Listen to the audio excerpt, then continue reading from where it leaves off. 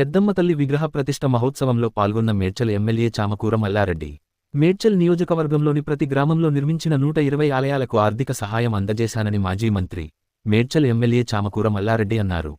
మూడుచింతలపల్లి మండలం ఉద్యమర్రి గ్రామంలో శ్రీ పెద్దమ్మ తల్లి విగ్రహ ప్రతిష్ఠ మహోత్సవంలో మాజీ మంత్రి మేడ్చల్ ఎమ్మెల్యే చామకూర మల్లారెడ్డి పాల్గొని ప్రత్యేక పూజలు నిర్వహించారు.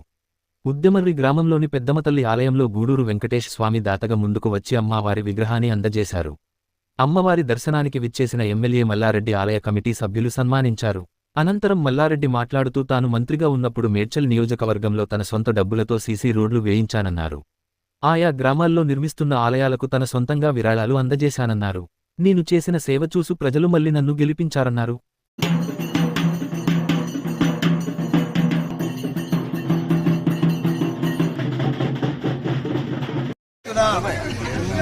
మేడ్చల్ నియోజకవర్గంలో ఎక్కడ పోయినా ఏ గ్రామం పోయినా చాలా సంతోషం అనిపిస్తుంది. ఎందుకంటే నా జన్మ ధన్యమైపోయింది.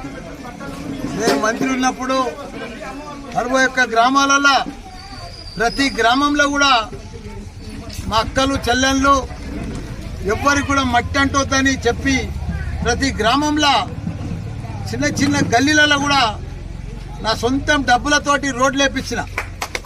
దానికి తోడు ఈరోజు ప్రతి గ్రామంలో కూడా మొత్తం మేడ్చల్లో 120 గుళ్ళు కట్టించిన.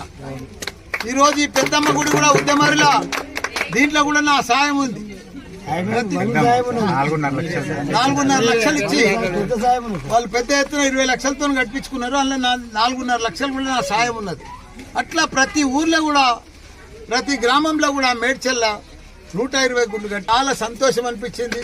ఇవన్నీ చేస్తేనే వాళ్ళు కూడా నన్ను మళ్ళా రెండోసారి భారీ మెజార్టీతో వాళ్ళు గెలిపించినందుకు వాళ్ళందరికీ కూడా ధన్యవాదాలు. పని చేస్తే ప్రజలు ఎప్పుడు మర్చిపోరు, తప్పకుండా. అది నేను అబ్జర్వ్ చేసింది కూడా. ఎందుకంటే మనం ఇప్పుడు చూస్తున్నాం, ఎక్కడ పోయినా ఇవాళ జవాన్ నగర్లో గుడి ఓపెనింగ్ ఉంది, దాంట్లో నా సాయం ఉంది. అట్లనే తుమ్ముకుంటలో పోయినా అక్కడ సాయం ఉంది. ఇవాళ మల్లన్న కాలనీలో పోయి దేవరియాంజాల అక్కడ కూడా మా హనుమల్ల గుడి ఉన్నది. అట్లా ఇవాళ 3 గుళ్ళు ఓపెన్ చేసింది. ఇవాళ కొత్తగా విగ్రహ ప్రతిష్ట. అట్లనే చాలా సంతోషం అనిపిస్తుంది. ఇంకా ముందు కూడా ఇంకా మనం చేయవలసిన చాలా పనులు ఉన్నాయి. అందరం కూడా సంతోషంగా ఉండాలి, అందరూ కూడా బాగుండాలని పెద్దమ్మ తల్లిని మొక్కుకున్నా. అందరికి కూడా ధన్యవాదాలు. భావన news channel please like, share, subscribe.